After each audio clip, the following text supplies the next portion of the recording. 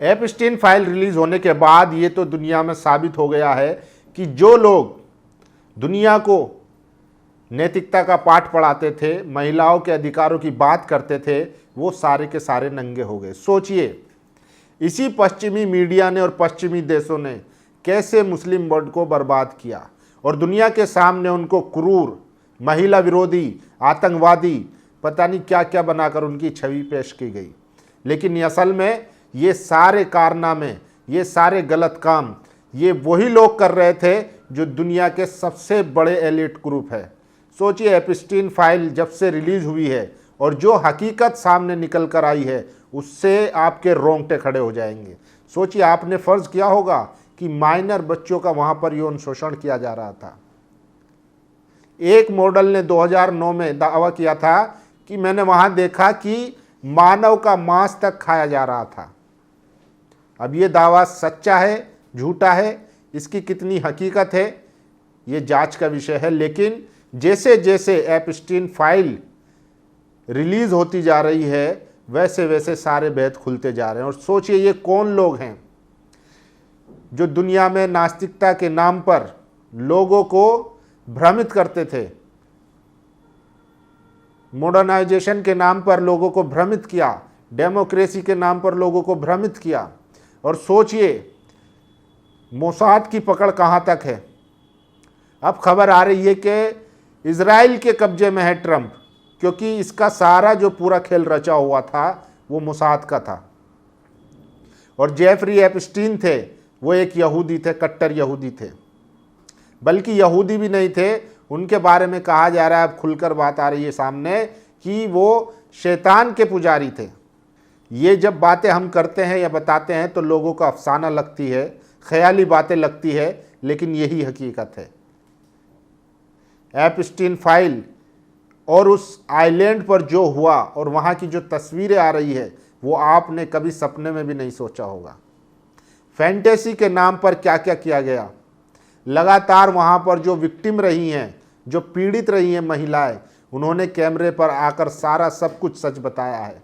लेकिन चूंकि पूरा कंट्रोल इनके हाथ में है, तमाम देशों के राष्ट्रपति, दुनिया के पावरफुल लोग वहाँ पर मौजूद थे, तो जाहिर सी बात है कंट्रोल करना भी उनके लिए आसान था। लेकिन सोचिए, इस गंदे नाले में अगर कोई नहीं था तो वो कौन था, जिसको पश्चिमी मीडिया कट्टरपंथी कहती है?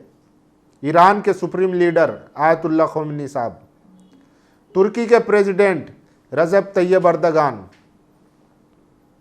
रशिया के प्रेसिडेंट पुतिन, चाइना के प्रेसिडेंट जी जिनपिंग।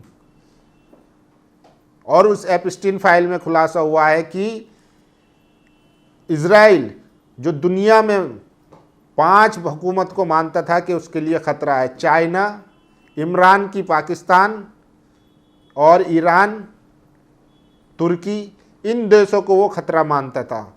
सोचिए, जिनमें ईमान की कुव्वत हो, जिसमें खुदा का खौफ हो, वो लोग कभी जाएंगे? सोचिए, यही पश्चिमी मीडिया मुसलमानों को कैसे बदनाम करती है। और सोचिए, जेफरी की जगह कोई जाफर होता और डोनाल्ड ट्रंप की जगह कोई खामनी होता तो फिर क्या होता?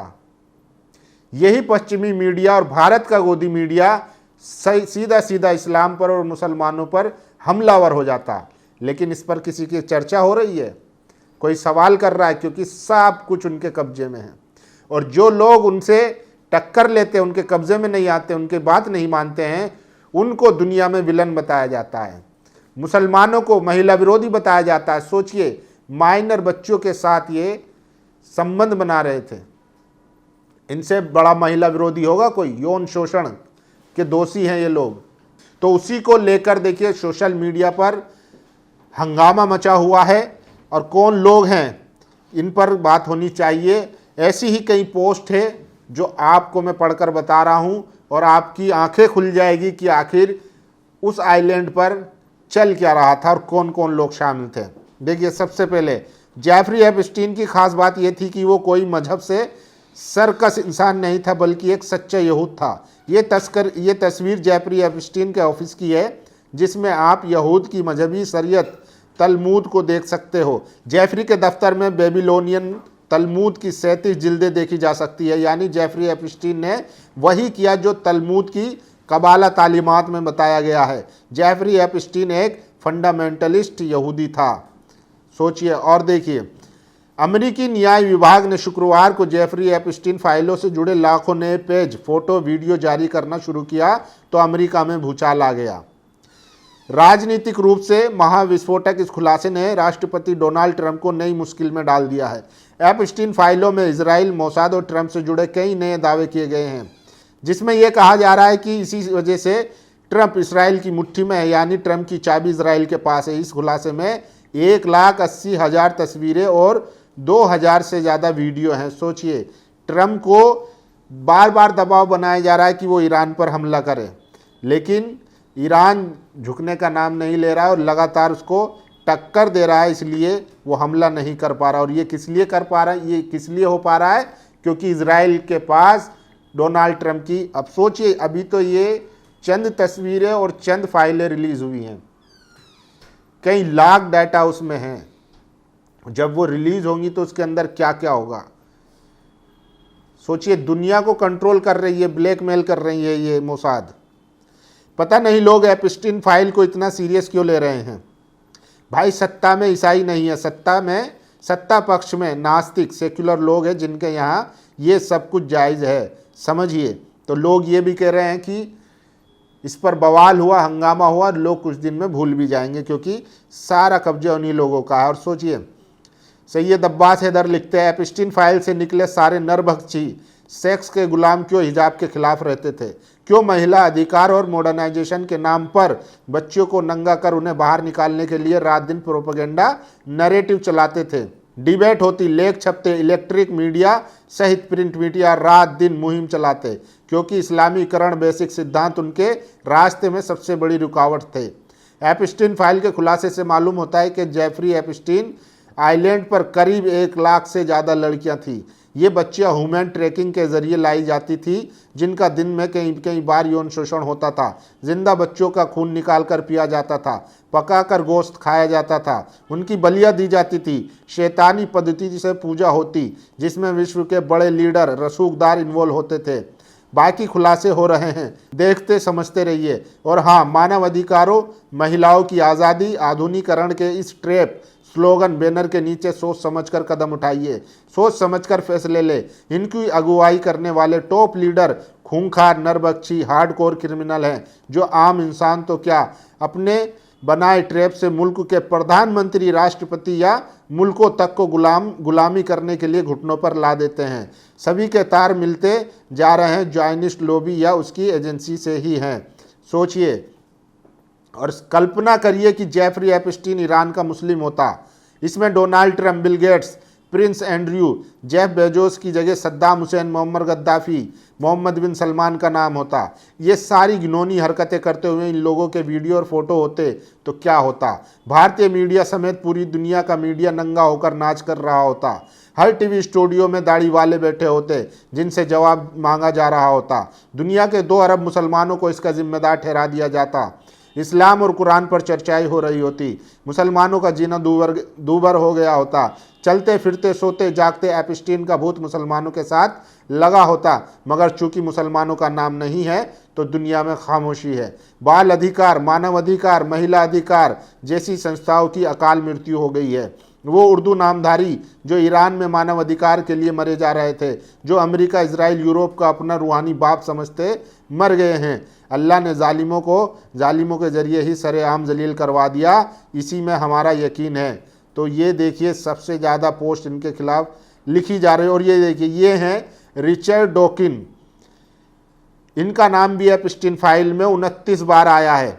जी हाँ, आपने सही सुना, ये वही रिचर्ड डॉकिन हैं जिन्हें आधुनिक नास्तिकता के सबसे बड़े बुद्धिजीवियों में गिना जाता है, जिनकी किताबें नास्तिकता की दुनिया में बेस्ट सेलर रही हैं। और हर नास्तिक अपनी बहसों में इनके 2-4 आर्ग्यूमेंट ज़रूर रखता है। और इन्हीं के फाउंडेशन ने जावेद अख्तर साहब को तार्किक और विवेकपूर्ण सोच के लिए रिचर्ड डॉकिन अवार्ड से सम्मानित भी किया था। इन्होंने ही दुनिया भर में नास्तिकता का सिद्धांत फैलाया और अब इनका भी नाम, रिचर्ड डॉकिन का नाम जो है एपस्टीन फाइल में 29 बार है। सोचिए, जहाँ पर मानव का गोश्त खाया जा रहा हो। और सोचिए, जोहरान ममदानी मेयर बनने के बाद उनकी एक डिनर वाली वीडियो यहूदियों के साथ डाली थी, तब कुछ लोगों ने ऑब्जेक्शन लिया था। खैर, राजनीति में कुछ भी संयोग से नहीं होता, अगर होता तो ये समझ लीजिए कि उसे संयोग के हिसाब से प्लान किया गया है।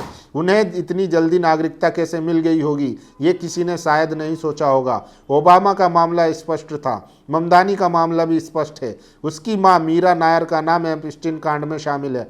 चौंकाने वाली बात यह है कि ममदानी की नानी परवीण नायर भारत में एक गैर सरकारी संस्था सलाम बालक ट्रस्ट चलाती है, जो बेघर बच्चों की मदद करती है। सोचिए, सबके तार एक दूसरे से जुड़े हुए हैं, और ये वो लोग हैं, दुनिया के एलिट, जो दुनिया को चला रहे हैं। क्या एपस्टीन फाइल के कुकर्म सामने आने के बाद ताकतवर जायनिस्ट एलिट की चमकदार इमेज पर असर पड़ेगा? जिन जायनिस्ट को अब तक वैज्ञानिकता, बौद्धिकता और अथाह पैसा का प्रतीक माना जाता रहा है, लगभग 150 साल की मेहनत से एक ऐसा माहौल बनाया गया था कि जायनिस्ट नेटवर्क को बहुत ऊंचा और समझदार माना जाता रहा है। लेकिन गाजा के नरसंहार के बाद जायनिस्ट के बारे में लोगों के नज़रिए में बड़ा बदलाव दिखा। उसके बाद अब एपस्टीन फाइल के कुकर्मों में जायनिस्ट की चमकदार इमेज पर सवाल खड़े कर दिए हैं। सदियों की मेहनत से जायनिस्ट की एक खूबसूरत और चमकदार इमेज बनाई गई थी। मीडिया और पीआर एक्टिविटी के जरिए उसे मजबूत बनाया गया था। उस इमेज में अब दरार दिखाई देने लगी है, तो सब खुलकर आ गए हैं। अब तक ये पूरा जो पश्चिमी मीडिया था वो मुसलमानों को दुनिया के लिए टेररिज्म के नाम पर खतरा बताता था, लेकिन असली खतरा ये लोग हैं जो देशों के राष्ट्रपति तक को ब्लैकमेल कर रहे थे। सोहनी एजेंट एपस्टीन की जिन लोगों को खतरा समझता था और उनकी हुकूमत का खात्मा करना चाहता था, वो नाम सुनिए। पाकिस्तान के प्रधानमंत्री इमरान खान, तुर्की के सदर अर्दोगान की हुकूमत, ईरान के सुप्रीम लीडर खामेनी और चीन के शी जिनपिंग या पुतिन। यानी कि ये 5 लोग थे जिसको एपस्टीन खतरा समझता था, जो उनके लिए खतरा साबित हो सकती है। सोहनी प्रोजेक्ट, दुनिया के सबसे असरदार लोगों को कब्जे में करो, फिर उनसे अपना उल्लू सीधा करो।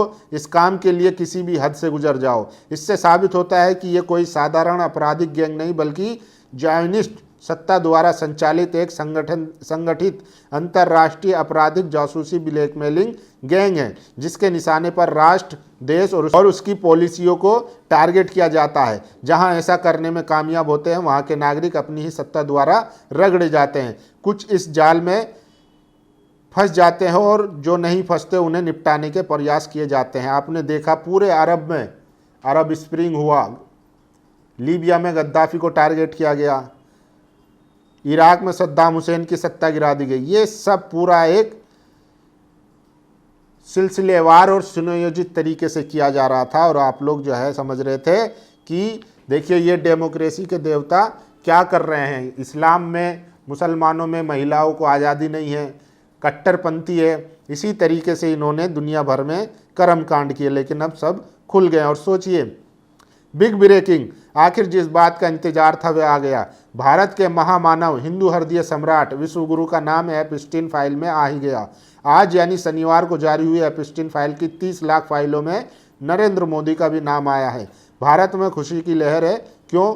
इसलिए नहीं कि मोदी एपस्टीन के तंबू में घुसे थे, बल्कि इसलिए कि वे इजराइल और अमेरिका के इशारे पर नाचे थे। जी हाँ, नरेंद्र मोदी इजराइल जाकर नाचे थे क्योंकि अमेरिका चाहता था। यकीन ना हो तो ये मेल कमेंट बॉक्स में लिंक पढ़ लो। तो ये खबर है और ये सच्चाई है एपस्टीन फाइल और जेफरी एपस्टीन की, और मोसाद के और इजरायली एजेंटों की। सोचिए, इसमें कौन लोग नहीं हैं? पुतिन नहीं है, ईरान के सुप्रीम लीडर आयतुल्लाह खमेनी साहब नहीं है, चाइना के प्रेसिडेंट नहीं है, तुर्की के प्रेसिडेंट रजब अर्दोगान नहीं है, सऊदी के प्रिंस मोहम्मद बिन सलमान नहीं है। तो ये वो लोग हैं जो वेस्ट की पॉलिसी के खिलाफ लड़ते हैं, उनका मुकाबला करते हैं, और यही इनके लिए असल खतरा है। इसीलिए बार बार इनको कट्टरपंथी और मुल्ला पता नहीं क्या क्या कहा जाता है और टारगेट किया जाता है। दुनिया में इनको विलन, क्रूर दिखाया जाता है, लेकिन असली क्रूर तो ये लोग थे जो एक आइलैंड पर बच्चियों के साथ यौन शोषण कर रहे थे। सोचिए कितना खतरनाक है। लेकिन अब सब जो है सारा हम्माम में सब नंगे हो गए हैं और सारा सच खुल के आ गया है सामने।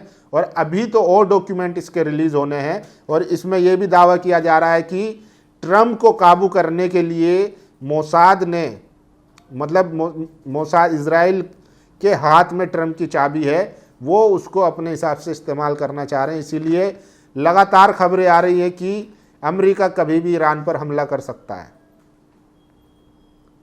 सोचिए कितना खतरनाक है कि देश के प्रधानमंत्री राष्ट्रपति को ब्लैकमेल करके उनसे अपने हितों में काम करवाए गए, जिसमें हमारे देश के प्रधानमंत्री का नाम भी है, बिजनेसमैन का नाम भी है, अनिल अंबानी साहब का भी नाम है। कितना खतरनाक है ये। तो आप लोगों की क्या प्रतिक्रिया है पूरे एपस्टीन फाइल पर, अपनी राय जरूर दीजिए। शुक्रिया। नेशनल दस्तक की आपसे गुजारिश है कि अगर इसको बचाना चाहते हैं तो नेशनल दस्तक को सब्सक्राइब करने के लिए रेड कलर के सब्सक्राइब बटन को दबाएं, फिर बेल आइकन की घंटी दबाएं। नेशनल दस्तक को बचाने के लिए बहुत जरूरी है कि हर खबर को शेयर करें, लाइक करें, कमेंट जरूर करें।